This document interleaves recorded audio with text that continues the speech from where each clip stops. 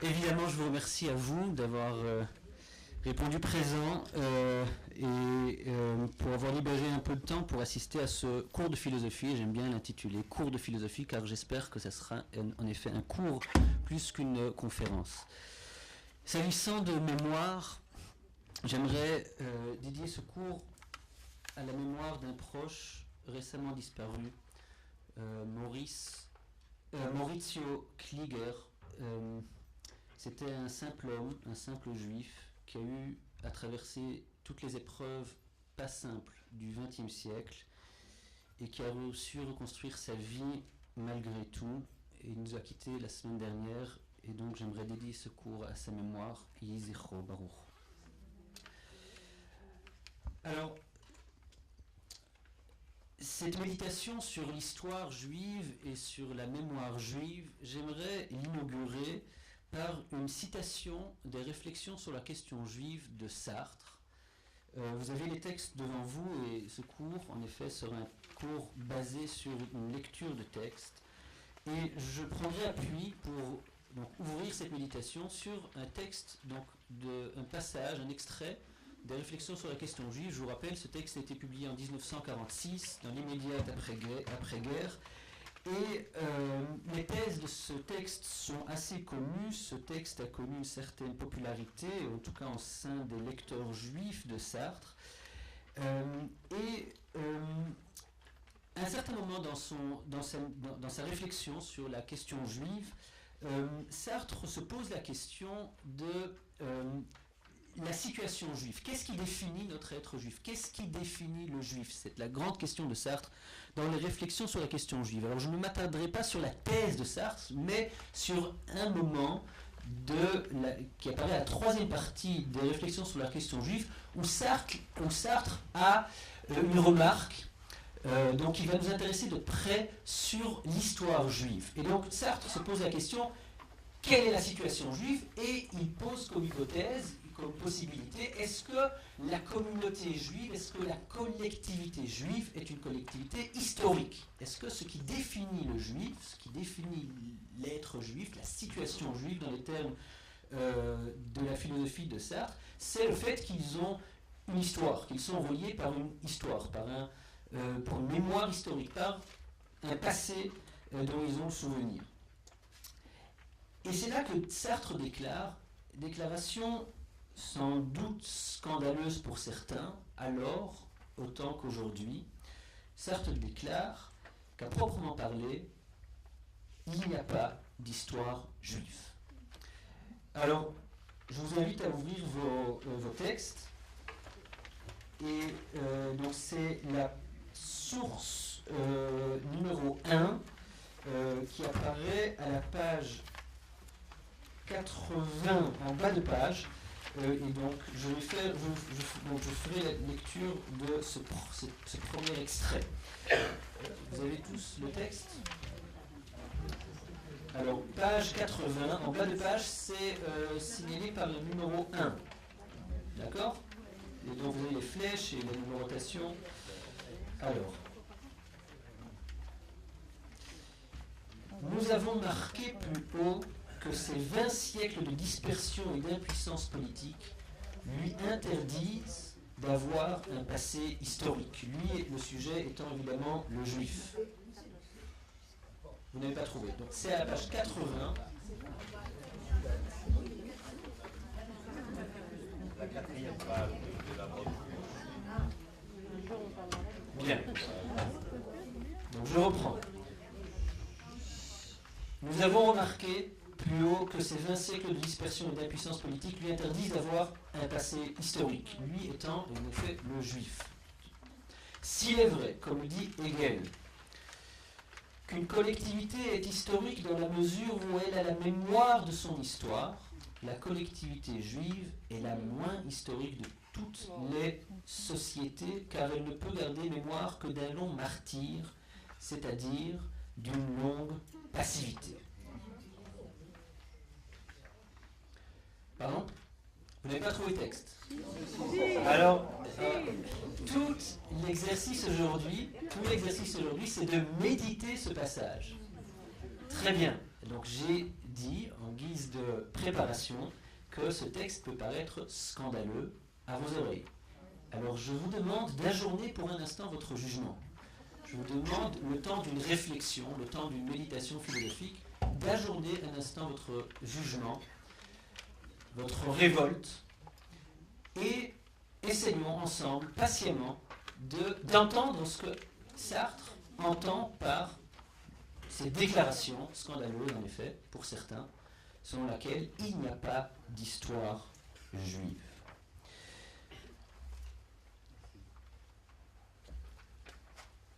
Donc, les questions, on va les laisser pour la fin de la séance, si vous me permettez, pour qu'on puisse faire un parcours sans arrêt. Alors, Sartre nous dit qu'une collectivité est historique dans la mesure où elle a la mémoire de son histoire. Il n'y a pas d'histoire, de collectivité historique, sans qu'il y ait mémoire de cette histoire. Un peuple qui ne se souvient pas de son histoire, ou qui n'a pas d'histoire, dont il puisse se souvenir, n'est pas un peuple historique. Bien. Sartre conclut, la collectivité juive n'est pas historique, car elle n'a pas la mémoire de son histoire. Je vous demande encore une fois d'ajourner votre jugement. Je comprends votre révolte, et c'est elle que j'aimerais traiter ici avec vous. Nous sommes révoltés car, en effet, il n'y a peut-être aucun peuple aussi avide de son histoire, de son passé historique que le peuple juif. Il n'y a peut-être aucun peuple qui soit plus avide que le peuple juif de préserver et de transmettre son histoire. Donc, il faut ici faire un exercice de réflexion pour comprendre ce que Sartre veut dire.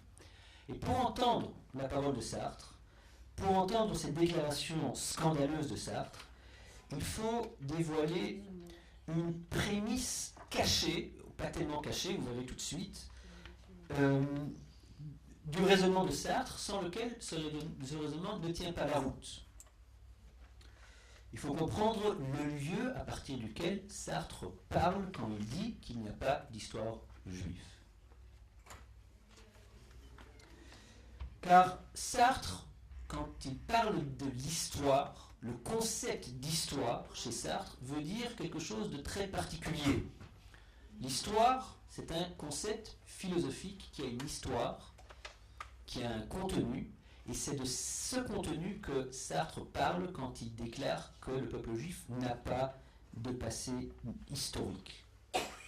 Alors, qu'est-ce que l'histoire pour Sartre? Pour comprendre la déclaration de Sartre, il faut d'abord se poser la question, qu'est-ce que l'histoire pour Sartre?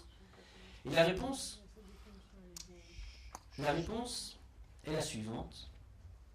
Pour Sartre, l'histoire, c'est l'histoire des empires, des lieux, des terres, des guerres qui commémorent les victoires qui ont permis à des empires, à des pays, à des royaumes d'exister. Autrement dit, l'histoire, c'est l'histoire politique.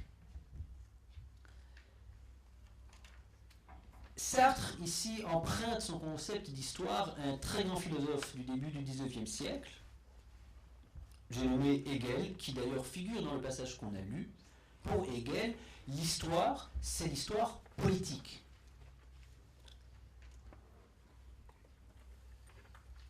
Il n'y a pas d'histoire, et d'ailleurs si on consulte les manuels d'Hérodote jusqu'aux historiens, si vous voulez, d'aujourd'hui, je ne parle pas de la nouvelle vague et de le fait, enfin, d'une révolution qui a eu lieu à la première moitié du XXe siècle en ce qui concerne l'idée d'histoire. Mais avant cela, disons que jusqu'au XIXe siècle, et ici Sartre hérite de cette tradition-là, jusqu'à la fin du XIXe siècle, faire l'histoire d'un peuple, faire l'histoire d'une collectivité, c'était faire l'histoire de ses guerres, de ses conquêtes, de ses victoires, de ses défaites. En tout cas, pas de ses défaites, car ses défaites signeraient la fin de son histoire.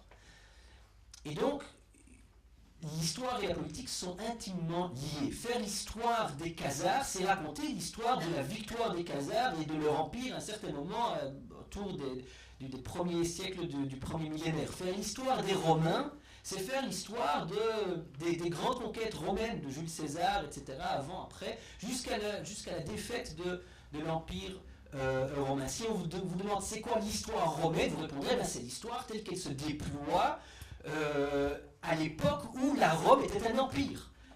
Une fois l'Empire romain écroulé, ben, l'histoire romaine, à proprement parler, s'éteint, terminée. Aujourd'hui, il y a l'Italie, mais ce n'est pas les Romains, l'Italie. Il y a des tribus mongoles, mais ce ne sont pas les Khazars. Bien. Donc, Sartre, quand il parle d'histoire, il parle de l'histoire politique. Et donc, sa proposition, à présent, peut sembler plus audible, si vous voulez. Hein? Cela fait plus de 2000 ans, à l'heure où Sartre écrit son bouquin, en 1946, où les Juifs vivent en exil. Autrement dit, ils n'ont pas de pays, ils n'ont pas de royaume, ils n'ont pas d'autonomie politique, ils n'ont pas d'histoire. Là, c'est un raisonnement cartésien, si vous voulez, logique, rigoureux, de la part d'un philosophe. Ils n'ont que le souvenir d'un long martyr, mais un long martyr, ça ne suffit pas pour faire une histoire. Un long martyr, ça suffit pour... en tout cas, pas pour faire une histoire. Les Juifs sont en exil, ergo, donc, ils n'ont pas d'histoire. Alors, peut-être cette notion d'histoire vous est-elle étrangère à cause de la conséquence logique qu'elle induit, que je viens de déployer, au sujet de l'histoire juive. Si c'est le cas, alors j'aimerais vous rappeler d'un autre contexte intellectuel, culturel, qui vous est, j'imagine, plus proche ou plus familier, où c'est exactement le même concept d'histoire qui fonctionne. Les visionnaires sionistes, les pionniers de l'aventure sioniste, quand ils déclarèrent, lors du congrès de Bâle par exemple, au début du XXe siècle, qu'il faut faire un retour à l'histoire. Vous connaissez ce mot d'ordre hein, des sionistes. On Chazara la historia, on revient à l'histoire. Eh bien, c'est simple. Si vous interrogez ce qu'ils entendent par histoire ici, ben c'est exactement le même concept d'histoire qui est celui de Hegel. C'est exactement le même concept d'histoire qui est celui de Sartre. C'est-à-dire, il n'y a de retour à l'histoire que pour autant que, pour un certain temps, il y a eu un retrait par rapport à l'histoire. Hein, on déclare, on annonce un retour vers l'histoire que si on comprend, que si on accepte, que si on vit le fait que, pendant 2000 ans, le juif n'a pas vécu historiquement. Donc si ce concept vous semble trop philosophique ou trop étranger, ben, je vous propose de vous souvenir de cette devise des pionniers sionistes sur laquelle, eh bien, on n'était pas dans l'histoire pendant 2000 ans. Eh bien, c'est exactement la même histoire. C'est quand les sionistes ont en tête, quand les sionistes parlent d'un retour à l'histoire, ils ont en tête exactement le même concept de l'histoire que celui qu'a forgé Hegel et dont a hérité Sartre quand il dit l'identité juive n'est pas une identité historique. Ce qui fait la situation juive, ce n'est pas le fait qu'ils soient ou non une collectivité historique, car ils n'ont pas d'histoire.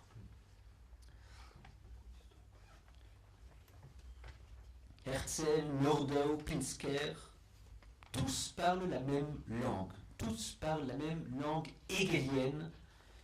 Tous parlent la même langue qui tend à associer histoire et politique. On n'a pas eu d'existence politique pendant 2000 ans, donc on n'a pas eu d'histoire pendant 2000 ans. Un juif a vécu pendant 2000 ans hors de l'histoire. Voilà notre point de départ. Donc la proposition de Sartre, d'abord, s'entend un peu plus, et c'est cette proposition que j'aimerais méditer en profondeur, c'est-à-dire au-delà du fait qu'à ce moment, on a compris le contexte, on a contextualisé la proposition pour la rendre un tout petit peu plus audible, mais j'aimerais quand même approfondir cette interrogation et scruter cet effet de scandale que suscite en nous la proposition sartrienne. Pour ce faire, je vous propose de d'aller voir du côté d'un historien juif très important, disparu il n'y a pas trop longtemps, Yosef Chaim Yerushalmi, peut-être qu'il y en a parmi vous qui le connaissent, historien important, américain, juif américain, d'origine polonaise si je ne me trompe, qui a écrit un très beau livre qui s'intitule Zachor. Donc Zachor, tel quel, Histoire juive et mémoire juive. Voilà donc le titre du très beau livre de Chaim Yosef Yerushalmi. Et Chaim Yosef Yerushalmi, donc historien, propose dans ce livre que je vous conseille chaudement si vous ne l'avez pas encore lu, une réflexion sur le rôle de l'historien dans l'histoire juive. Quel rôle a eu l'historien, celui qui relate les faits, celui qui écrit l'histoire, qui témoigne des événements. Et oui, il existe en français. D'ailleurs, vous avez quelques extraits de ce livre dans le recueil que vous avez en face de vous. Et oui, ça a été publié par Tel Gallimard. Vous pouvez le trouver dans chaque magasin digne de ce nom. Chaim Yosef Yerushalmi nous propose une distinction qui va être d'un grand intérêt pour notre réflexion sur l'histoire juive, et qui est la distinction entre histoire juive et mémoire juive. Et Yerushalmi dit, si en effet il n'y a pas d'histoire juive, il est incontestable qu'il y ait une mémoire juive. Non seulement, Yerushalmi insiste, il y a une mémoire juive, mais Israël, le peuple d'Israël, nous dit Yerushalmi, est le peuple de la mémoire par excellence. Il n'est peut-être pas le peuple de l'histoire, mais il est le peuple de la mémoire.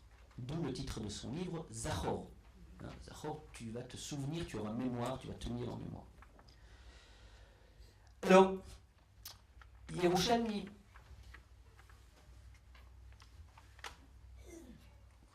dans son livre, s'interroge sur un paradoxe intéressant, et il constate que, alors que le peuple juif est le peuple de la mémoire par excellence, les historiens, ceux qui écrivent l'histoire, n'occupent qu'un rôle second, qu'un rôle mineur, qu'un rôle marginal dans le cours de son passé. Le peuple de la mémoire, voici le paradoxe que Yerushalmi dévoile. Le peuple de la mémoire n'a jamais réellement cultivé l'art de l'écriture de l'histoire. L'historien juif, si vous voulez, n'est pas une figure qu'on connaît dans le passé juif. L'historien juif est une figure absente du passé juif. Ce n'est qu'au XIXe siècle et au XXe siècle, avec les Graetz, avec les Dubnov, et au XXe siècle, avec les barons, que la figure de l'historien juif émane. Ce qui est lié aussi au processus de sécularisation du judaïsme. Mais avant le XIXe siècle, vous n'aurez aucune chronique, si vous voulez, aucune histoire, à proprement dit, en bonne et due forme, du judaïsme. Alors, vous me direz, Flavius Joseph, d'accord, il le sait très bien, Yerushalmi, il l'indique, vous l'avez même dans les copies que vous avez, donc Flavius Joseph nous dit Yerushalmi, en effet, il y a eu Flavius Joseph, mais est-ce que vous avez entendu une fois le nom de Flavius Joseph prononcé dans un Beth Midrash? Est-ce que le nom de Flavius Joseph fait réellement partie de... Bon, voilà, donc c'est pour Yerushalmi, en effet, un exemple, si vous voulez, qui confirme la règle, et plus que cela, c'est même pas un exemple, car il a été absolument oublié de ce qu'on appelle la tradition juive. Il ne fait pas partie d'un des héros de la tradition juive.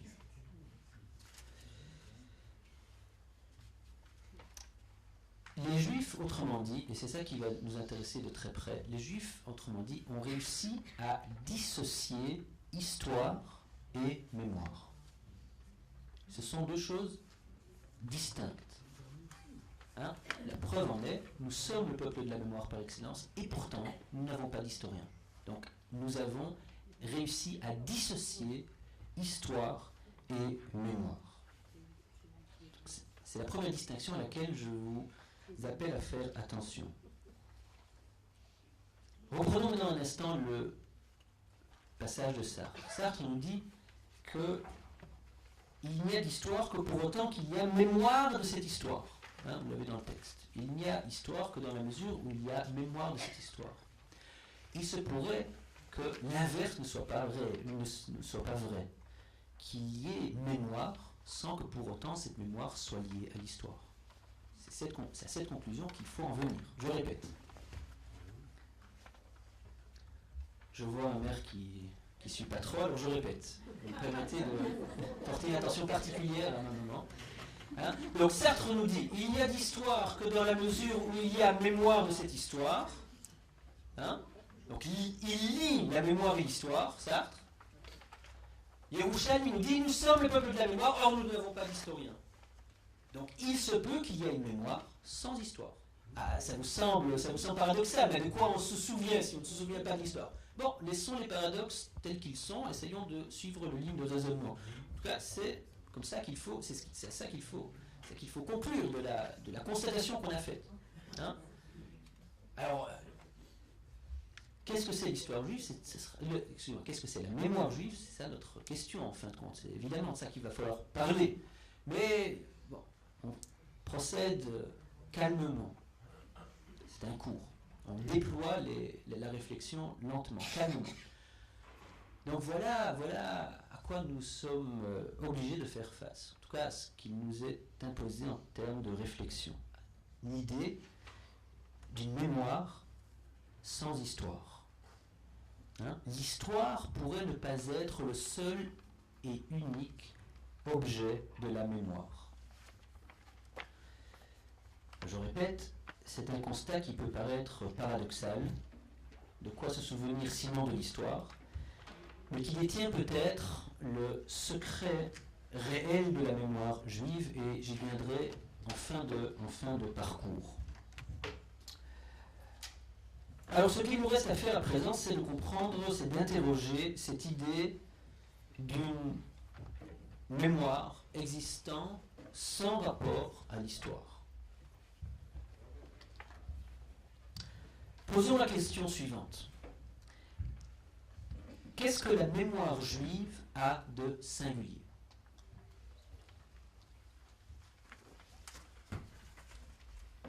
Qu'est-ce que le zachor juif a de singulier?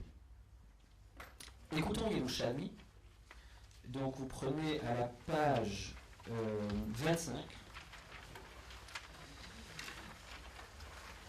À la page 25, Yerushalmi écrit la chose suivante. Donc c'est souligné, c'est le deuxième passage souligné, je ne vais lire qu'une phrase. J'attends pour que vous puissiez... Donc vous l'avez, c'est à la page 25, donc c'est indiqué en bas de page. Et donc ça c'est un extrait de Yerushalmi. Et donc le deuxième passage souligné, Yerushalmi écrit en Israël, c'est-à-dire chez les Juifs, et nulle part ailleurs, donc c'est ça ce qu'il y a de singulier, l'injonction de se souvenir est ressentie comme un impératif religieux pour tout un peuple. Et je tourne la page, et c'est le passage souligné, mais on ne voit pas très bien, donc c'est juste la première phrase du troisième paragraphe. D'accord? L'appel de la Bible à se souvenir ne relève donc pas d'une curiosité pour le passé. Hein, donc lisez les deux citations ensemble. En Israël et nulle part ailleurs, l'injonction de se souvenir est ressentie comme un impératif religieux pour tout un peuple. L'appel de la Bible à se souvenir ne relève donc pas d'une curiosité pour le passé, mais d'une injonction religieuse. Le mot est lancé.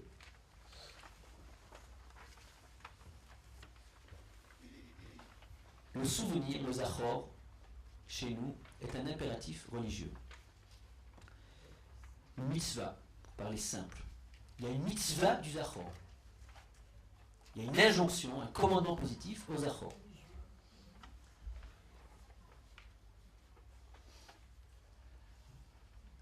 Alors que les Juifs dissocient, non, je vais relier les deux intuitions, alors que chez les Juifs on dissocie la mémoire et l'histoire, on associe mémoire et religion. Prenons ce terme un peu vulgaire, mais il va nous servir pour les causes de notre réflexion. Hein. Donc, pour le dire plus rigoureusement, on associe mémoire et impératif. On associe mémoire et mitzvah. En Israël, nulle part ailleurs, nous dit Yerushalmi, le devoir de mémoire est ressenti comme une injonction, comme un impératif religieux, comme une mitzvah. Et en effet, Yerushalmi cite quelques passages, quelques versets. Vous prenez à la source, donc à page 25, c'est juste après la phrase qu'on a lue. L'écho s'en entend partout, mais il va crescendo dans le Deutéronome et chez les prophètes. Et là, nous allons proposer quelques psukim, quelques versets. Donc, souviens-toi des jours d'antan, repassez-les, années de génération en génération. Zachor imot, olam, binus, shnot, dor, vador. Rappelle-toi ces choses, Jacob, Israël, car tu es mon veilleur. Je t'ai formé, tu es pour moi un serviteur, Israël, tu ne m'oublieras pas. Souviens-toi de ce qu'a fait Amalek, Zachor, Asher, Asalecha, Amalek, Betsetra, Bemitzrayim. Mon peuple, souviens-toi donc. Donc, voilà une panoplie de versets où donc, on est mis en face de cette injonction, de cette mitzvah, de ce commandement de se souvenir. Ce n'est pas une curiosité pour le passé, nous dit Yerushalmi, comme chez Hérodote, comme chez Thucydides, c'est une injonction, c'est un impératif religieux. Zachor. Et là, je déborde un petit peu le cadre de la réflexion de Yerushalmi, qui est une réflexion d'historien. La réflexion est une réflexion de philosophe. Zachor nous dit, sans le dire, à Yerushalmi, c'est une liaison, c'est ce qui est le particulier chez les Juifs, c'est une liaison, une association de la dimension de la mémoire et de la dimension du commandement.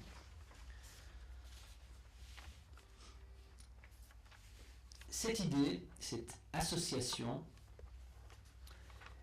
est lourde de certaines conséquences qu'il nous faut formuler pour entendre ce que Zachor veut dire. Il faut comprendre ce que ça veut dire, qu'il y a un commandement de se souvenir. S'il y a un impératif de mémoire, eh bien, il faut au moins se poser la question, qu'est-ce que ça peut vouloir dire qu'il y a un impératif de mémoire? Ne serait-ce que pour savoir si nous sommes encore capables de mémoire. Ne serait-ce que pour savoir si nous sommes encore capables de nous inscrire dans cet impératif, dans cette mitzvah.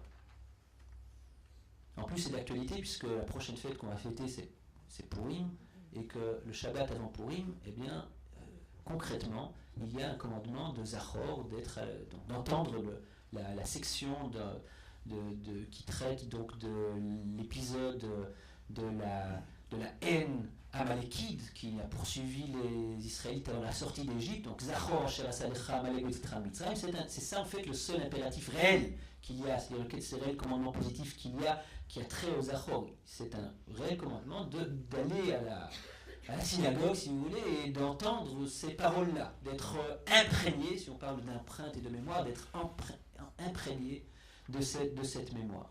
Donc, pour ceux que ça intéresse, voilà, ça pourrait être une bonne préparation à ça, ou peut-être une très mauvaise préparation, parce qu'il y a des surprises qui nous attendent en cours de route. Mais ça, je les laisse pour tout de suite.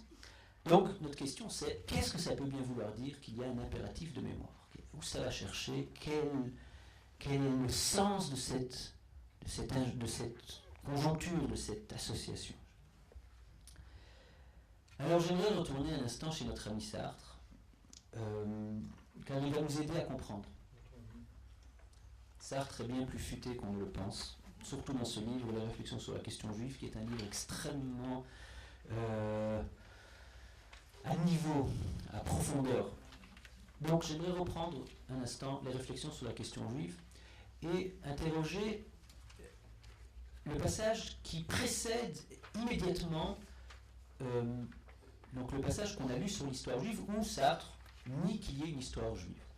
Le passage juste avant, vous l'avez aussi dans vos textes, est un passage qui traite de la religion juive. Et Sartre se pose la question suivante, eh bien, est-ce qu'on peut définir la situation juive à partir de la religion? Peut-être que le judaïsme, que le juif, que l'identité juive, comme on en parle aujourd'hui, eh bien, c'est avant tout la religion juive. Hein. Autre hypothèse que Sartre émet. Sartre va nier toutes ces hypothèses pour en venir à la fin à sa thèse, encore une fois scandaleuse pour certains, selon laquelle le juif est juif dans les yeux haïssables de l'antisémite. Hein. C'est le juif qui fait le juif, c'est l'antisémite qui fait le juif. Vous vous souvenez de cette thèse? Donc avant d'en venir à cette thèse, la thèse majeure des réflexions sur la question juive, selon laquelle c'est l'antisémite qui crée le juif, et que le juif n'a pas réellement une identité à soi, il n'est qu'une réponse, un réflexe.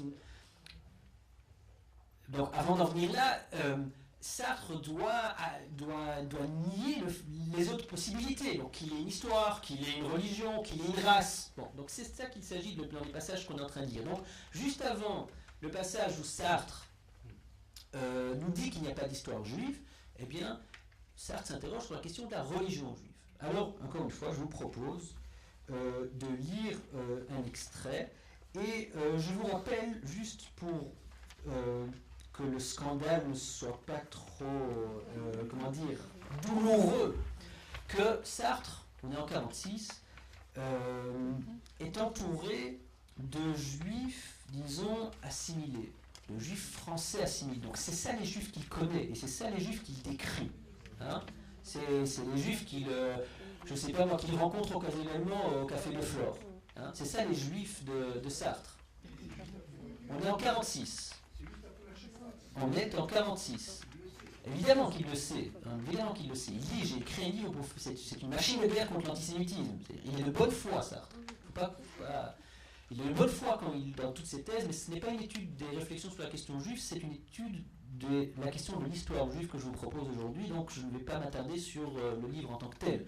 Mais évidemment qu'il est au courant des faits, et c'est une lutte pour la libération des juifs, ce livre. C'est une grande machine de guerre contre l'antisémitisme, nous dit-il plus tard dans les interviews. Donc, bon.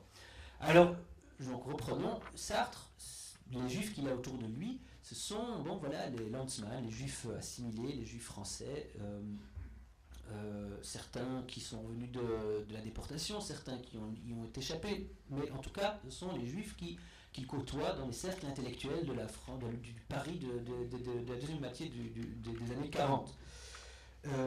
Et donc, voilà, lisons le texte suivant, ayant ça en tête.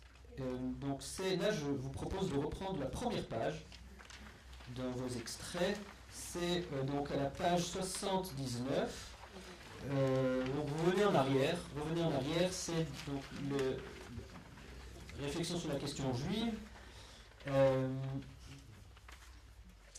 Voilà, vous l'avez, c'est donc annoté par le chiffre 2. Alors, voici ce que nous dit Sartre du rapport du juif à la religion. Les juifs qui nous entourent n'ont plus avec leur religion qu'un rapport de cérémonie et de politesse. Je demandai à l'un d'eux pourquoi il avait fait circoncire son fils. Il me répondit, parce que ça faisait plaisir à ma mère, et puis c'est plus propre. Voilà. Et votre mère, pourquoi y tient-elle? À cause de ses amis et de ses voisins, etc., etc. J'entends que ces explications trop rationnelles cachent un sourd et profond besoin de se rattacher à des traditions et de s'enraciner à défaut de passé national dans un passé de rites et de coutumes. Mais précisément, la religion n'est ici qu'un moyen symbolique.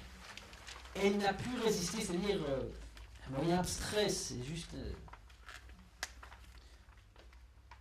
c'est extérieur, c'est superficiel, ça n'a rien de réel. C'est ça ce que Sartre entend quand il dit que c'est un moyen symbolique. Et elle a pu résister, du moins en Europe occidentale, aux attaques conjuguées du rationalisme et de l'esprit chrétien. Autrement dit, le juif qui m'entoure, nous dit Sartre, est un juif assimilé. Et l'assimilation, en effet, le judaïsme n'a pas su résister à la vague de rationalisme, les lumières, les idéologies modernes, les idéologies laïques, et qui ont fait que le judaïsme, un certain judaïsme, s'est lentement éteint chez certains. Ce qui m'intéresse chez Sartre, encore une fois, c'est moins sa thèse sur le rapport du juif à la religion. Il conclut que son rapport est absolument nul, qu'il n'a aucun rapport à la religion, sinon un rapport de politesse et de cérémonie, nous dit Sartre, mais c'est un rapport extérieur, c'est pas un rapport réel, c'est pas un rapport de profondeur. Ce qui m'intéresse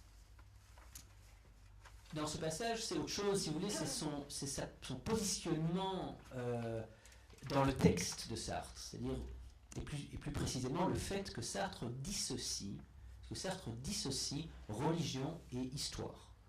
Hein, et cette dissociation, eh bien, c'est tout simplement se manifeste par le fait qu'il nous propose une méditation sur la religion juive, premier temps, il dit il n'y en a pas, et puis il nous dit, ben, voyons voir du côté de l'histoire, il n'y en a pas. C'est-à-dire que ce sont deux choses distinctes pour Sartre. Ce sont deux options autonomes, hein, qui n'ont rien en commun.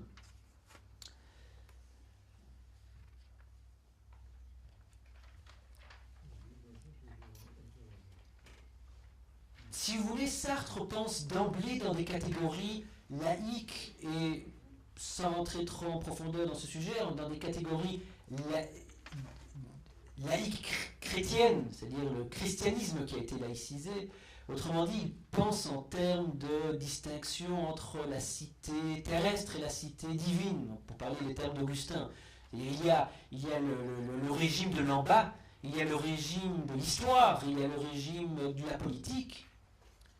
C'est un régime, et ce régime-là est séparé du régime de l'en haut, du régime de la religion, si vous voulez. La séparation des domaines. Rendez à César ce qui lui appartient, rendez à Jésus ce qui lui appartient. Bon, cette espèce de séparation très typique de la chrétienté. Sartre pense dans ces catégories-là. Hein, quand il dissocie histoire et religion, en vérité, il applique au judaïsme des catégories qu'il hérite de son passé, si vous voulez, d'Européens vivant dans une atmosphère chrétienne laïcisée, hein, qui est porteur, si vous voulez, encore de ces distinctions, malgré la sécularisation, malgré la laïcisation. Donc Sartre nous fait la distinction car il a l'habitude de faire ces distinctions. C'est ou bien une religion, ou bien une histoire. Ce sont des domaines séparés. Donc Sartre dissocie. De toute évidence, pourrait-on dire, Sartre n'entend pas Zachor. Nous avons défini Zachor comme le lieu où l'histoire, ou la mémoire plutôt, la mémoire et la religion s'accordent, où la mémoire et le commandement ne font qu'un. Donc, de toute évidence, Sartre n'entend pas Zachor. Il n'entend pas le lien intime entre mémoire et religion. Or, et c'est là que ça se complique, le propos de Sartre est bien plus radical et bien plus fin. Que lui, Sartre, pense dans des catégories laïques, chrétiennes, bon, c'est Sartre, ça s'entend. Or, ce que Sartre prétend dans le texte qu'on vient de lire, et on va tout de suite lire la suite, ce que Sartre prétend, c'est que c'est le juif lui-même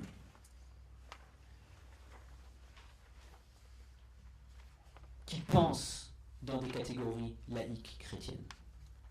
Ce que Sartre prétend dans le texte qu'on a lu, et tout de suite on va lire la suite, vous verrez, ça va éclairer les choses encore plus, ce qu'il prétend là, c'est que c'est le juif lui-même qui a perdu la capacité d'envisager le monde dans ses catégories à lui.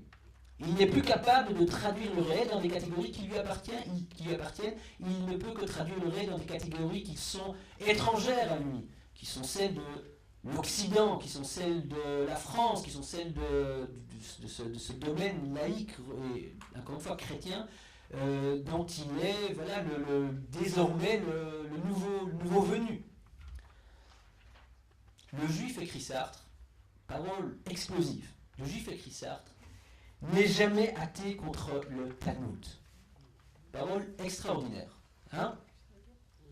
Le juif n'est jamais athée contre le Talmud.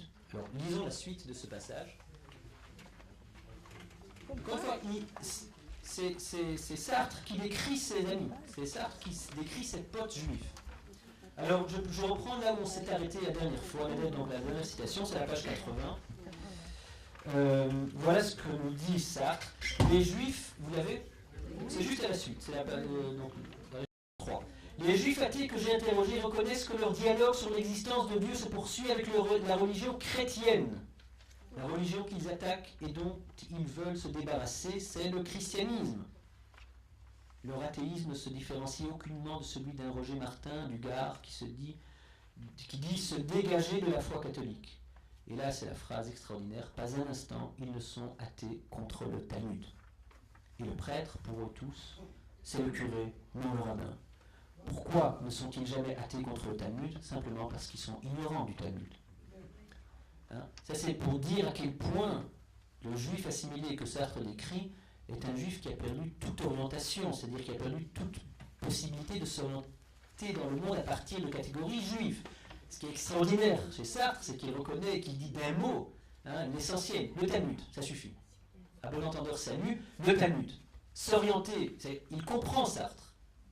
D'où, je ne sais pas, mais il l'a déjà compris, il a déjà entendu que pour le juif, c'est le Talmud qui compte. Pas la question sur l'existence de Dieu, qui en tant que telle est une question chrétienne. Mais bon, c'est une autre affaire.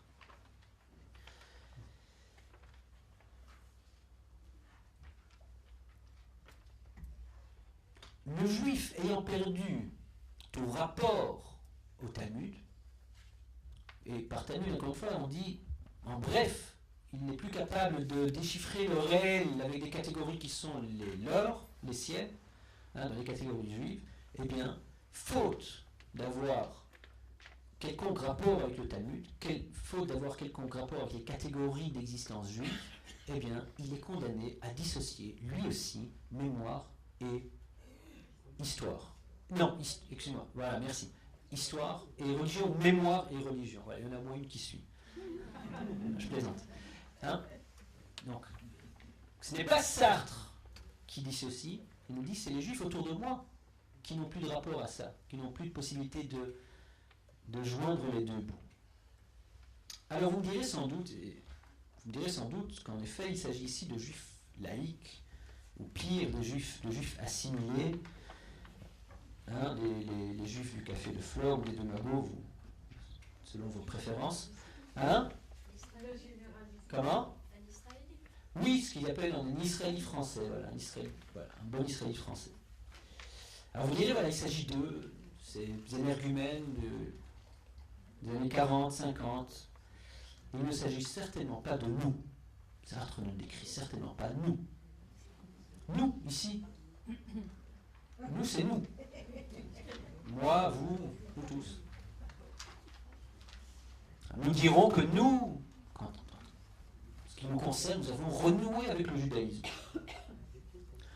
Nous avons renoué avec le judaïsme vivant. Nous dirons. Attendez. Avec le judaïsme des textes, il se peut quand même qu'il y en ait même parmi vous qui étudient le Talmud de temps en temps, ou même souvent. Alors la thèse que j'aimerais vous soumettre, et qui va peut-être vous surprendre ou mieux vous choquer, c'est que quand Sartre parle du juif assimilé dans ce texte, il ne parle pas seulement du juif français de 1946, mais il parle aussi, sans le savoir, de nous. Si le propre du juif laïque, si le propre du juif que Sartre décrit, du juif qui a perdu tout rapport avec le Talmud, du juif qui décrit le réel avec les catégories chrétiennes, et bien si le propre de ce juif, c'est de délier l'histoire et la religion, ou la mémoire et la religion, je prétends que nous sommes tous des juifs laïcs. Évidemment, il va falloir que je vous convainque. Pourquoi? Alors, pour ceux qui ont perdu le fil, je récapitule le mouvement et puis j'ajoute un élément qui va permettre de résoudre le schmilblick. Alors, Zachor, nous avons dit, est un impératif. Avec Zachor, on lit religion et mémoire, commandement et mémoire.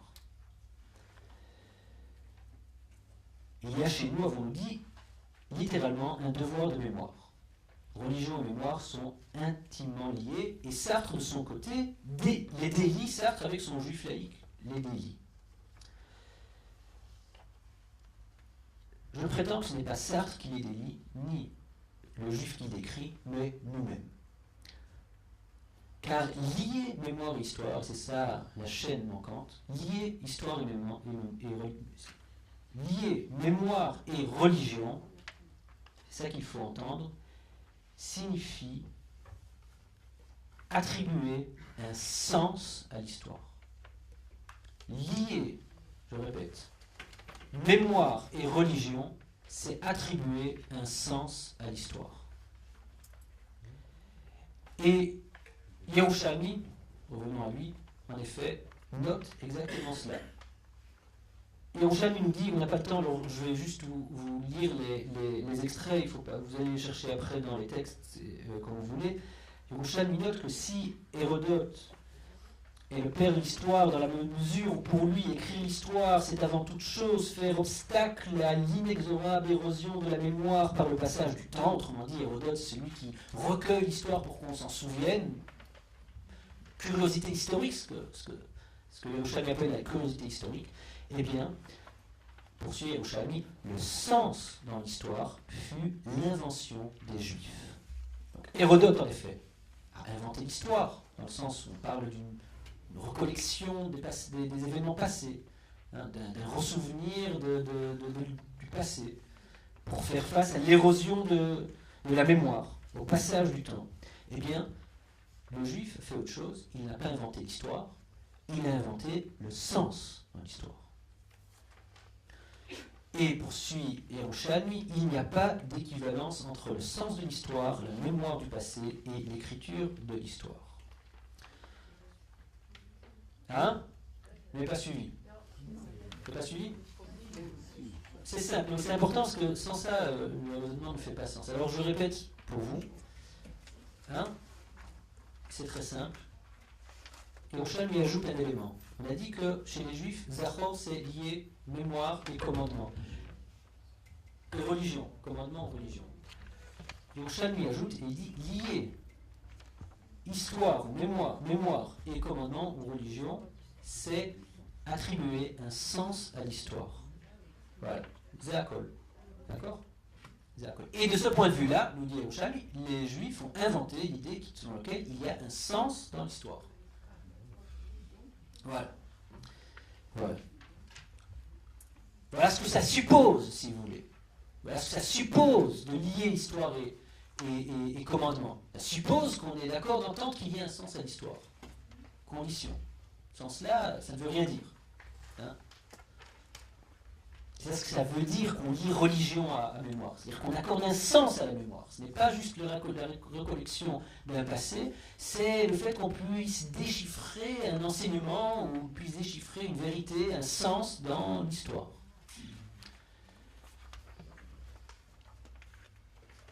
Voilà le coup de force que je vous propose. Après Auschwitz, nul n'est plus capable de lier l'histoire et le sens. Après Auschwitz,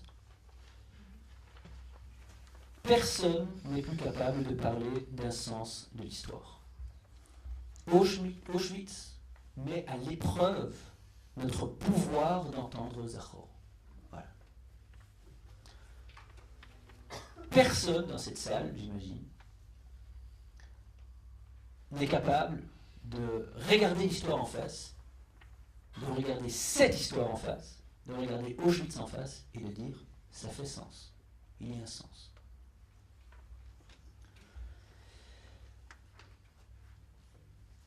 Je prétends donc que nous ne sommes pas capables de faire face à cette épreuve, dans la mesure où Auschwitz met à l'épreuve Zachor, met à l'épreuve la possibilité de lier l'histoire et le sens, la mémoire et le sens, eh bien, nous sommes incapables de faire face à cette épreuve. Plus, nous refusons d'attribuer quelque sens à Auschwitz.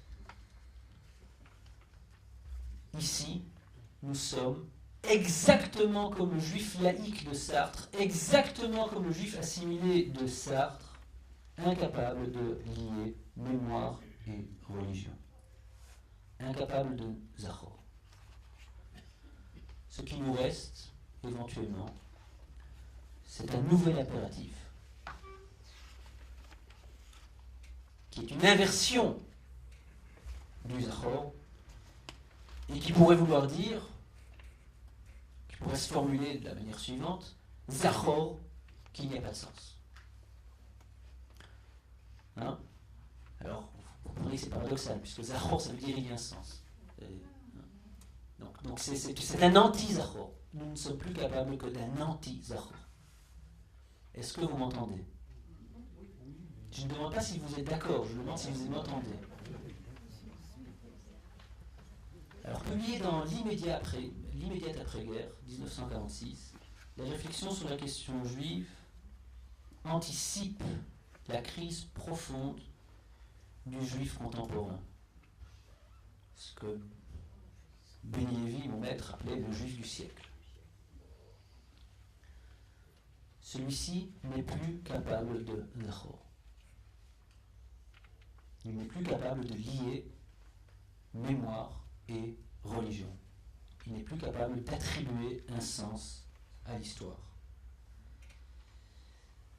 Et Sartre semble avoir raison ici, au-delà de ce que lui-même pourrait imaginer.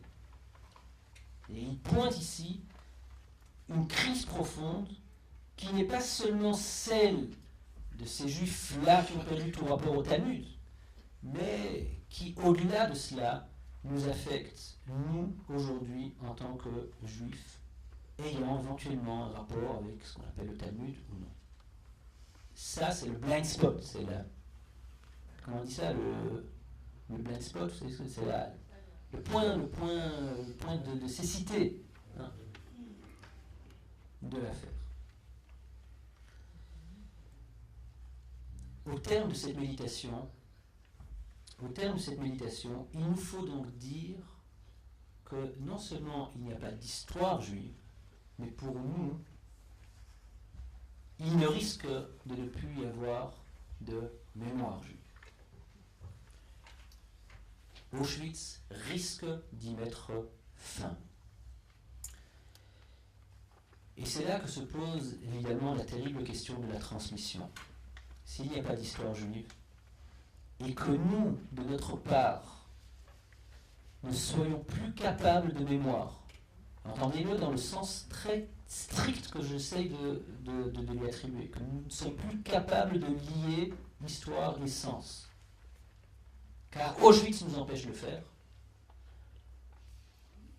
Eh bien, s'il n'y a pas ni histoire juive, ni capacité de Zachor, ni puissance de Zachor, que sommes-nous encore capables de transmettre à nos enfants? Peut-être faudrait-il poser la question de manière encore plus grave, sommes-nous encore capables de transmission? Sommes-nous encore capables de laisser une réelle empreinte? Par cela, j'entends une réelle empreinte juive.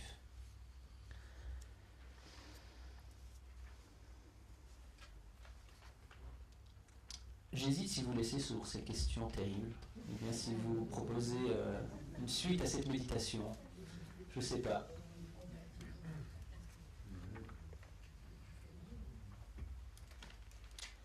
Je n'en aurai pas le temps, donc Nicole doit m'accorder encore 10 minutes, je pense, supplémentaires pour que je puisse dire quelque chose qui pourrait éventuellement vous hausser le moral, pour autant qu'il soit déprimé. Voilà Nicole. Ah, comment accorder? D'accord. Alors, mais vous aussi vous devez m'accorder, c'est pas... Nicole, c'est au niveau formel, mais... Bon. Comment sortir de l'impasse? Comment sortir de l'impasse? Que peut vouloir dire Zachor de nos jours, étant donné le constat qu'on vient de faire. Et c'est là que il faut essayer de voir de plus près, il faut essayer de contempler de plus près ce qui nous reste. Nous avons dit que le seul Zachor qui nous reste, c'est l'anti-Zachor. Zachor qui n'y a pas de sens.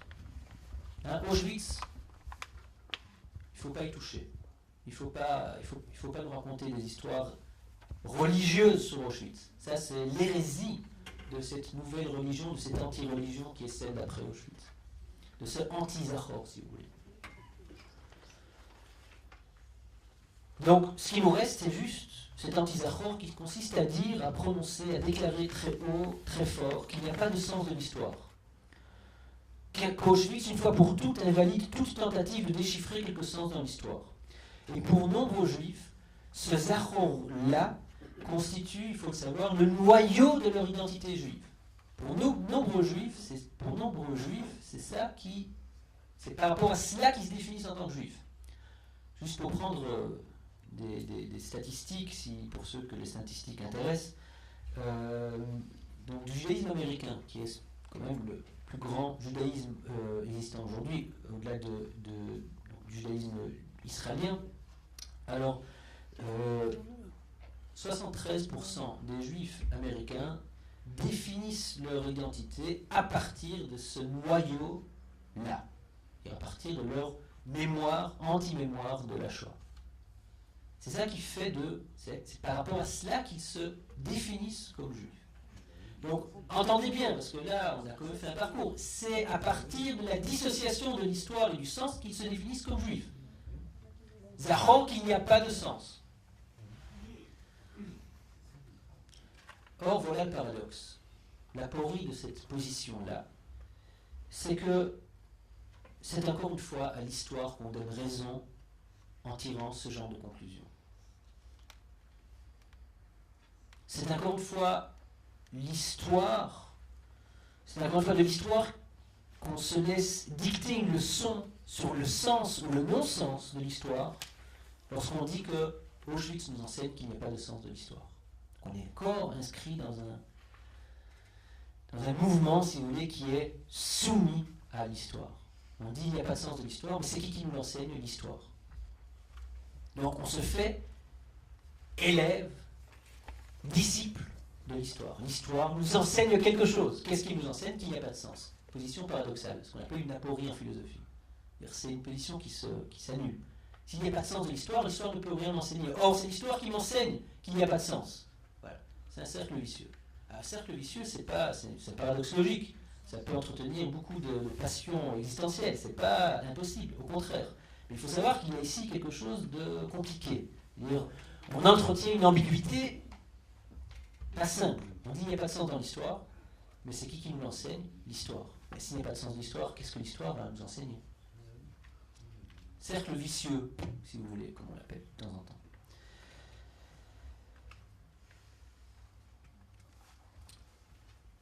Comment éviter le cercle vicieux, ou bien comment éviter l'impasse, ou qu'est-ce qu'on peut envisager de positif, vu ces apories, ces scandales, ces impasses, etc. etc.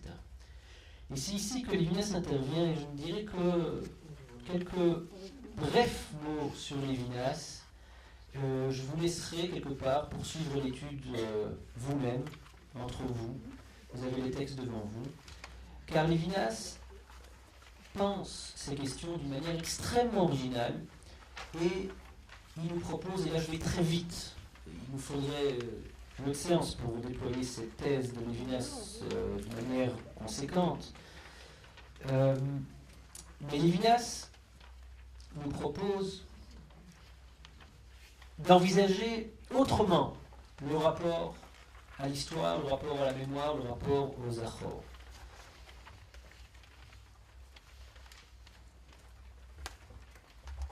Lévinas nous dit être hors de l'histoire, et il accepte la position sartrienne, hegelienne, dans laquelle on a ouvert notre méditation. Être hors de l'histoire, ça ne doit pas vouloir dire nécessairement n'avoir aucun rapport à l'histoire, mais ça peut vouloir dire juger l'histoire. Juger l'histoire. Mémoire juive, ça ne doit pas vouloir dire nécessairement attribuer un sens à l'histoire, mais au contraire, avoir la possibilité de se maintenir dans une position d'extraterritorialité, être capable d'être en retrait par rapport à l'histoire, retour à la case départ. Sartre a raison, nous sommes en retrait de l'histoire. Simplement, ça ne veut pas dire qu'on n'a pas de rapport à l'histoire. Ça veut dire qu'on a un rapport, si vous voulez, critique à l'histoire. Ce qu'il appelle juger l'histoire. Alors, un petit texte de Lévinas, je ne peux pas m'empêcher. C'est le texte donc, pris d'un article qui s'intitule Le sens de l'histoire, justement.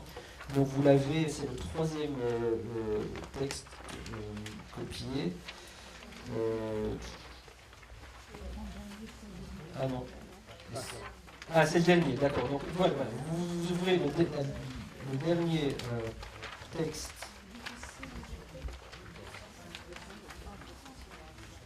Donc c'est Lévinas, un texte qui est pris de Difficile Liberté, 1963, et qui s'intitule Le sens de l'histoire. Et je prends la page 293.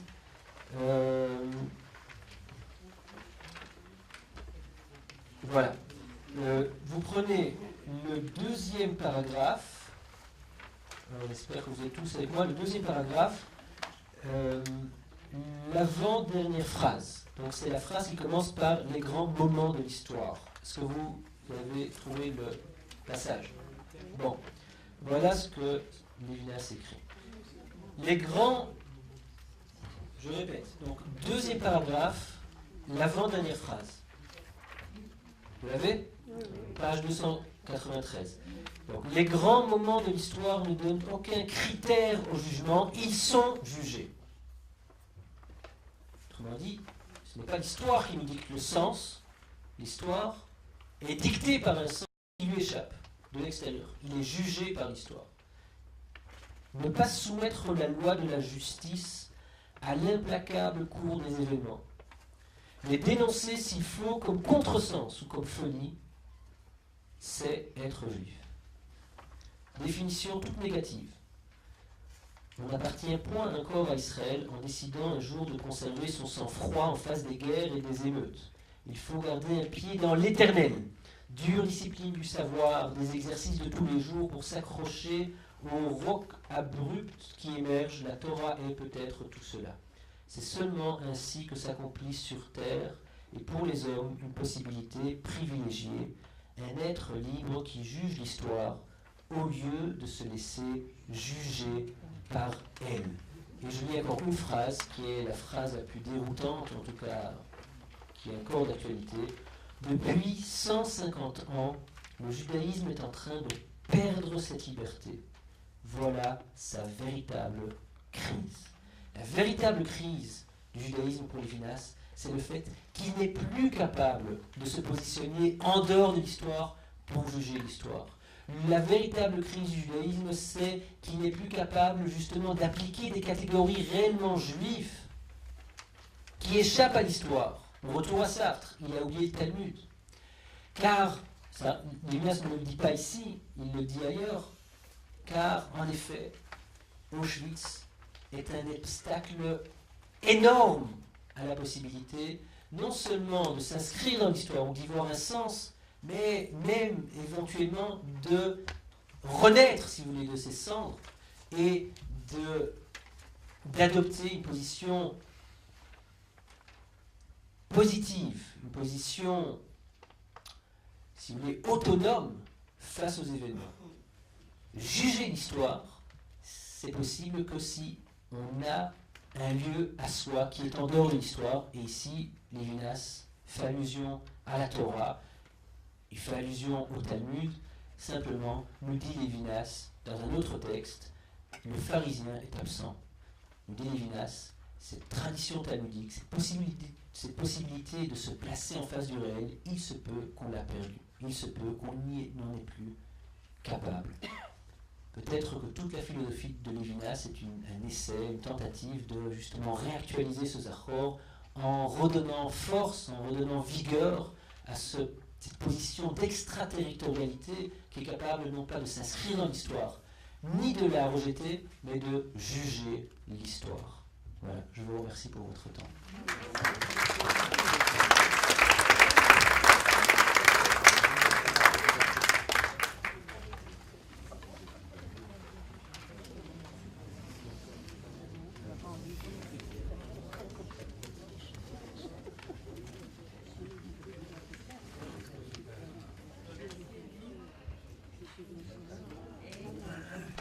Je vais marcher le micro. Heureusement qu'on vous a accordé les 10 dernières minutes. Oui, sinon ça serait Sinon, on aurait été complètement désespérés. c'était une grande tentation, bien sûr. Et puis, il fallait bien deviner, c'était une partie du cours que vous nous aviez promis. Il était présent partout, Il était présent partout. sans le savoir. Alors, on passe aux questions, oui, bien sûr. Bonsoir, je ne suis pas sûre d'avoir très bien compris, mais je ne suis pas sûre d'être d'accord avec vous non plus. Mais je voudrais comprendre, dans le judaïsme, le sens, c'est pas le messianisme. Quand on parle de sens de l'histoire dans le judaïsme, c'est une vision eschatologique, c'est ça l'extraterritorialité. C'est l'autre dimension qui se superpose à la dimension terrestre, enfin. Le messianisme, si vous voulez, c'est l'horizon final, c'est la destination finale, c'est le telos, comme on dit en grec, c'est-à-dire la fin de l'histoire. La fin de l'histoire est envisagée en termes de messianisme. Évidemment, ça influe en retour sur une lecture complète de l'histoire. Mais beaucoup plus simplement, quand Yerushalmi, par exemple, parle de sens de l'histoire, il pense tout simplement au fait que, pour juste utiliser l'exemple le plus banal, lorsqu'on vous dit, on parle de la destruction du deuxième temple, d'accord? On dit, voilà, c'est Titus qui a brûlé le temple. Alors dans Masechet Yoma et dans Masechet Sanhedrin, on vous dit, non mais Titus, c'est rien du tout. Titus, il n'a fait que, si vous voulez, pour aller très vite, il n'était que le messager, il n'était que l'envoyé de Dieu. Pourquoi est-ce qu'on se lamente le jour du Tisha B'Av? Qu'est-ce qu'on pleure? On dit, voilà, c'est à cause, parce qu'on n'était pas, parce qu'on a, comment on dit, à cause de Silatrina, à cause de la haine gratuite. C'est pour ça que, à cause de la Vodazara, à cause de Bilou Yarayot, à cause de Shvichut Damim, c'est-à-dire que le sens des événements est retraduit par rapport à un registre qui n'est pas celui de l'histoire. Ce n'est jamais Titus ou Nabucodonosor qui ont fait quoi que ce soit. C'est ça, attribuer un sens à l'histoire. C'est ça ce que le Talmud fait quand il parle d'événements soi-disant historiques. Quand ils disent, mais pourquoi Purim, encore une fois Purim? Pourquoi la Xéra de Purim? Parce qu'ils se sont attablés à la table de comment s'appelle-t-il, le roi Achashverosh, merci. Voilà. Donc, c'est pas que Haman, il y a un sens, à l'histoire. Et en fin de compte, ce sera le drame lui-même de l'antisémitisme qui sera déroulé dans cette histoire de Purim, avec Haman, etc. Et donc, voilà, Purim en tant que tel est une espèce d'histoire où on dit, voilà, Dieu est absent du texte parce que c'est Esther, c'est le Esther Panim.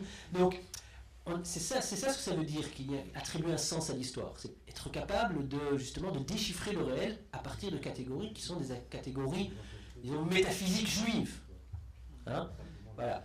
Évidemment, le messianisme fait partie de ce grand, comment dire, de ce vocabulaire, si vous voulez, ce vocabulaire qui permet de justement déchiffrer l'histoire. Mais ce n'est certainement pas le seul élément, et dans le cas de Yerushalmi, ce n'est pas non plus celui qui l'intéresse. Voilà.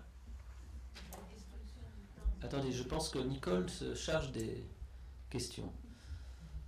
Oui, à propos du juif que vous avez décrit par Sartre, il a été complètement détruit. Alors que Ishayahu Lebovitch, dans son identité juive, peuple, nation et le titre, je ne l'ai plus, il reconstruit toute l'identité juive. Il faut dire comment, il ne suffit pas de dire qu'il reconstruit l'identité juive. Il explique, il prouve qu'il y a une identité juive, qu'il y a un juif qui existe par différents moyens et au travers du temps. Alors que... Oui, je vous laisse terminer. Alors que Sartre est en train de l'annihiler complètement. Encore une fois, je veux pas me prononcer en général sur ce texte qui est un texte qui mérite plus ample réflexion. En ce qui concerne Leibovitch, Leibovitch n'a pas traité de la Shoah. Il a dit une chose sur la Shoah. Il a dit, quand on lui a posé la question, mais pour vous, c'est quoi la Shoah? Comment vous faites face à la crise religieuse que la Shoah suscite en nous, etc. Leibovitch a eu cette réponse, la Shoah n'est pas un problème juif, c'est le problème des Allemands. Voilà, c'est comme ça qu'il a réglé l'affaire. Hein? Alors si vous voulez prendre cette position, je veux bien. Mais après, il faut poser la question à Leibovitch. Et Leibovitch, bon, c'est un sujet à part entière. Leibovitch se réserve de toute parole positive, métaphysique. Il dit, bon, c'est de l'hétéronomie, il faut juste être soumis, voilà, c'est la charia. Hein, on est soumis, et Dieu, on ne comprend pas. Dieu ne comprend pas. Bon, Yerushalmi pense que non, c'est pas vrai. C'est pas vrai. Yerushalmi et tant d'autres, entre autres Lévinas, pensent non, c'est pas vrai. C'est pas vrai. Le judaïsme n'est pas juste une religion de la soumission inconditionnée. Le judaïsme est une pensée qui a quelque chose à dire sur l'histoire, qui a quelque chose à dire sur la mémoire, qui a quelque chose à dire sur le commandement, et à partir duquel on peut réfléchir sur notre condition de juif. Avec Leibovitch, on clôt le discours avant d'avoir commencé, puisqu'on ne peut rien dire. Bon, donc, je vous avoue que Leibovitch, sur ces points-là, il n'est pas très, en ce qui me concerne, pas très convaincant, parce qu'il n'adresse pas les questions. Il se fait la vie facile. Voilà, les élus. Oui, vous avez dit, sommes-nous encore capables de transmission après Auschwitz? Mais il faut bien quand même continuer à transmettre l'histoire d'Auschwitz. Il faut bien continuer à transmettre l'histoire après Auschwitz. Vous avez dit, sommes-nous encore capables de transmission après Auschwitz? Oui. Mais il faut quand même continuer à transmettre cette histoire d'Auschwitz. Oui, il y a... non, mais attendez, évidemment, vous ne comprenez pas mal, c'est pas... Je ne suis pas en train de faire un manifeste contre la mémoire d'Auschwitz, au contraire, mais je dis simplement qu'il faut comprendre ce qu'on fait quand on transmet la mémoire d'Auschwitz telle qu'on le fait nous, aujourd'hui. Car quand... Je ne parle pas des mémorials pour la Shoah, je ne parle pas de Yad Vashem. Ça, c'est un travail de mémoire dans le sens d'Hérodote. D'accord? Donc ça, je me dis, ce n'est pas un travail de mémoire juif.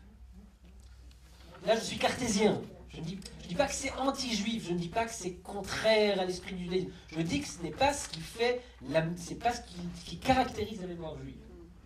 Après Yerushalmi, j'accepte son propos, et je dis en effet, il y a une différence à faire entre Hérodote et Yirmiyahu, si vous voulez, hein, le prophète.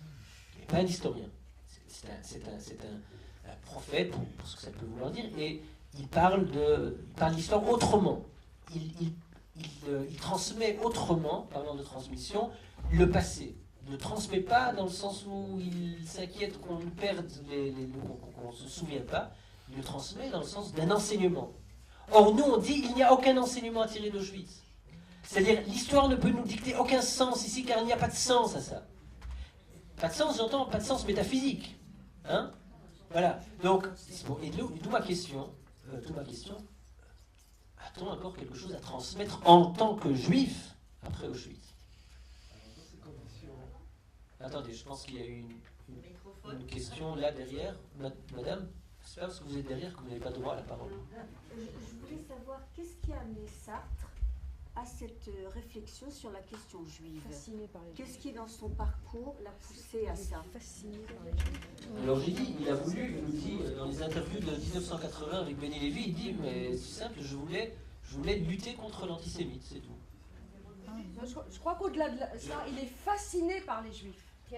Oui, il y a une fascination sartrienne du juif, mais ici, en ce qui concerne les réflexions sur la question juive, il nous dit les raisons concrètes les raisons pour lesquelles il a écrit ce midi.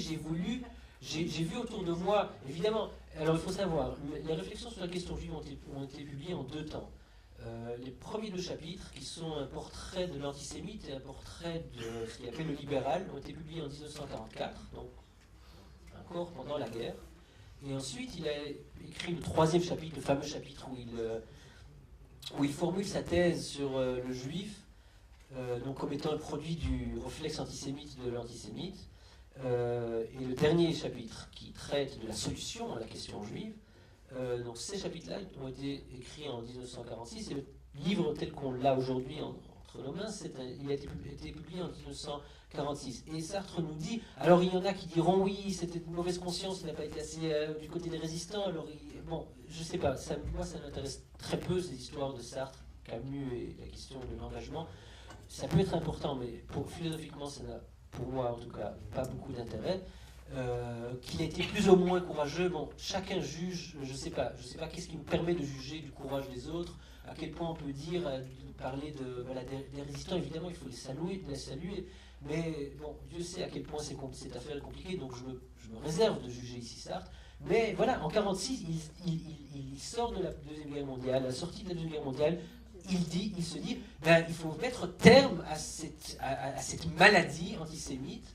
Et mon livre, je l'écris, je le répète, c'est une machine de guerre contre l'antisémitisme. Hein, c'est une machine de guerre contre l'antisémitisme, voilà tout. Philosophe engagé, comme vous voulez, intellectuel engagé, Sartre, voilà, il traite de ce sujet car c'est un sujet qui l'importe. Parce qu'il pense aussi que pour que le français soit réellement, sort réellement de son passé obscur, vichyiste, si vous voulez, il faut que lui aussi face à un mea culpa, il faut aussi que lui se pose la question de son rapport aux Juifs. Donc, pour toutes ces raisons, Sartre écrit des réflexions sur la question juive. Après, la fascination de Sartre pour les Juifs, le fait qu'il était entouré de Juifs, c'est un fait biographique incontestable, mais ce n'est pas la raison pour laquelle il a écrit des réflexions sur la question juive. Est-ce que Benny Lévy l'a influencé en faisant ses secrétaire? Ça, c'est un autre, ça c'est une autre conférence. Je ne suis pas Hillel Azaken.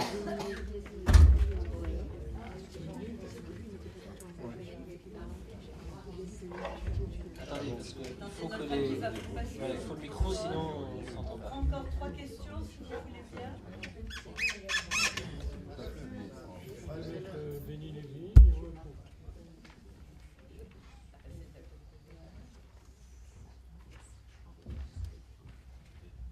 Dans le sens où Sartre parle beaucoup de mémoire, d'histoire, et fait la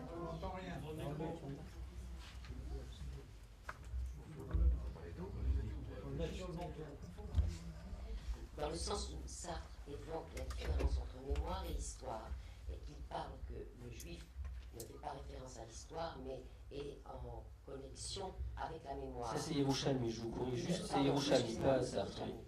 Donc, pourquoi ne pas plus expliciter le principe que le juif est un homme de mémoire, ce qui fait que les gens ne comprennent pas forcément très bien quelle est notre fonction, quelle est notre manière de vivre, et qu'on s'attarde plus à l'histoire, telle la Shoah, qui n'est pas notre histoire, même si c'est le résultat de beaucoup de choses. Je ne suis pas sûr d'avoir compris votre question. Si vous voulez me poser la question de manière laconique, voilà. Pourquoi ne nous attardons pas plus sur la mémoire juive? Oui, non, mais dans le principe que ça n'est pas assez diffusé. On nous parle toujours de notre histoire, oui. On nous parle de nos souffrances, Oui. On nous parle de toutes ces histoires. Au premier degré, je l'entends. Oui. On ne parle jamais que le peuple juif, l'histoire du juif, ne s'arrête pas à ça et ne s'occupe pas de ça, mais est un peuple de mémoire. Et ça n'est pas assez démontré. Mais c'est quoi, c'est tout le sens de ma réflexion, c'est quoi être un peuple de mémoire? C'est quoi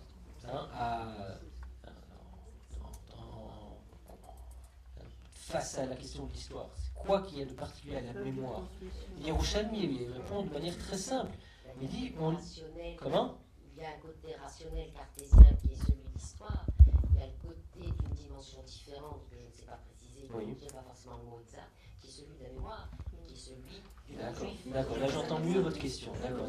Vous me dites, j'essaye un petit peu d'amplifier, vous me dites, je devine, mais vous me direz si j'ai compris ce que vous voulez dire, qu'il y a une différence entre l'histoire, c'est-à-dire, cartésienne, on va relater les faits, on va aller dans les archives et on va constituer une histoire de l'Empire romain, etc.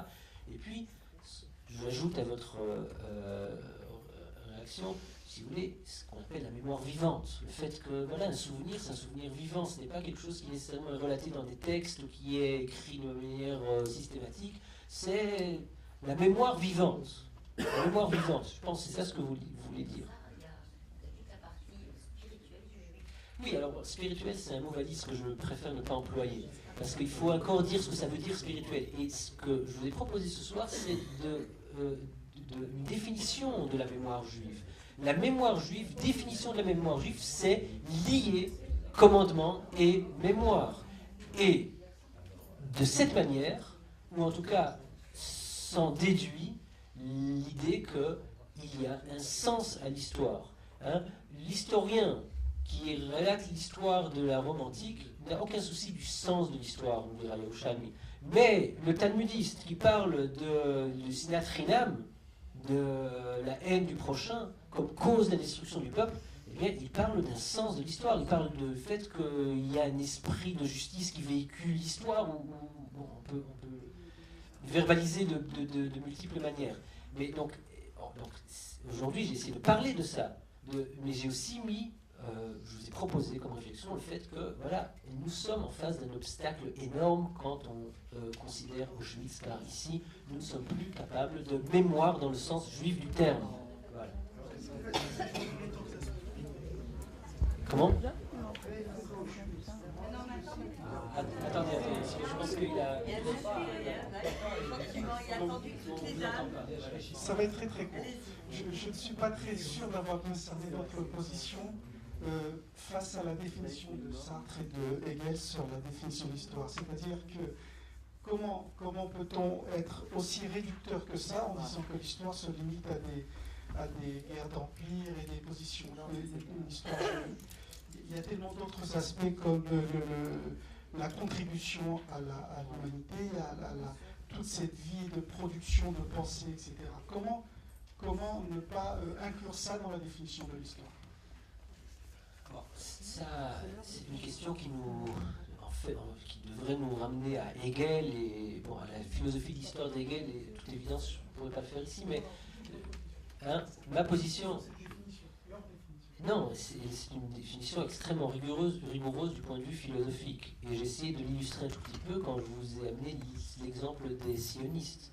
Qu'est-ce qu'ils disent, somme toute, quand ils disent qu'on va faire retour à l'histoire? C'est que...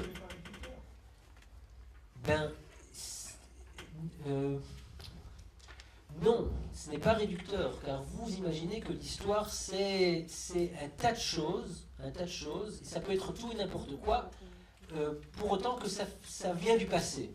Tout ce qui vient du passé est histoire, se dit-on. Non? Ce que vous appelez les contributions à l'humanité, les grands personnages, etc. D'accord? Pour les penseurs de l'histoire, à partir de Kant, mais c'est essentiellement Hegel, eh bien, ces choses-là ne peuvent exister que s'ils ont un contexte historique, un contexte politique, excusez-moi. Oui, territorial, c'est-à-dire ça suppose une victoire, des empires, etc., etc. Et à l'intérieur de cela, Cicéron peut exister à l'intérieur de l'Empire romain. Platon peut exister à l'intérieur de la cité grecque. Le politique est une condition de possibilité pour ce que vous appelez le génie, l'invention, etc., etc. Comment? Pas que ça, il y a beaucoup d'autres aspects. Une production intellectuelle qui est hors du commun. Alors, et qui se repose pas sur une thèse. Chez Hegel, je me limiterai à ça. Chez Hegel, d'accord, il n'y a de production hors du commun que à condition qu'il y a une victoire politique. Je ne peux pas en dire plus, c'est très bien argumenté chez Hegel, je vous le promets, si vous avez la patience, lisez les 1000 tomes de la logique de Hegel, et ça peut vous convaincre. Est-ce qu'on a encore une question, et la dernière? Mon ami, tu iras directement poser la question. Moi, je voudrais rester très humble face à ce cours de philosophie qui m'a semblé assez haut, mais qui a quand même éveillé, je suppose, dans l'esprit de tout le monde, des réminiscences. Et il me semble que Sartre avait écrit quelque part qu'as-tu fait avec ce que l'on t'a donné? Et je pense que peut-être là, il rejoint Yerushalmi avec le Zahor. Et finalement, les hommes font l'histoire, mais ils ne savent pas l'histoire qu'ils font. Je voudrais savoir maintenant ce que ça répercute dans votre esprit. Que les hommes font l'histoire, mais ils ne savent pas l'histoire qu'ils font. Je ne connais pas la citation de Sartre. Non, mais la citation d'avant. Oui. Non, mais vous, maintenant.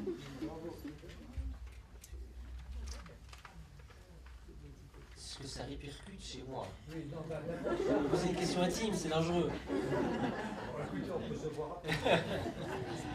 Non, si vous voulez que je relisse un tout petit peu au thème donc au sujet de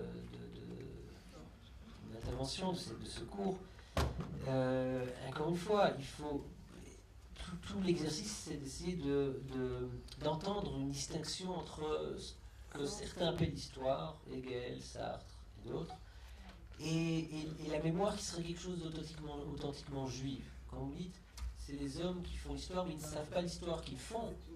Hein? Oui, non, je sais, mais c'est ce que vous avez demandé de vous dire ce que ça répercute en moi. Et qu'on donne, comment vous dites, la citation de Sartre? Qu'as-tu fait avec ce que l'on t'a donné? Qu'as-tu fait avec ce que l'on t'a donné? Ça répercute en moi, il y a un grand point d'interrogation. Voilà.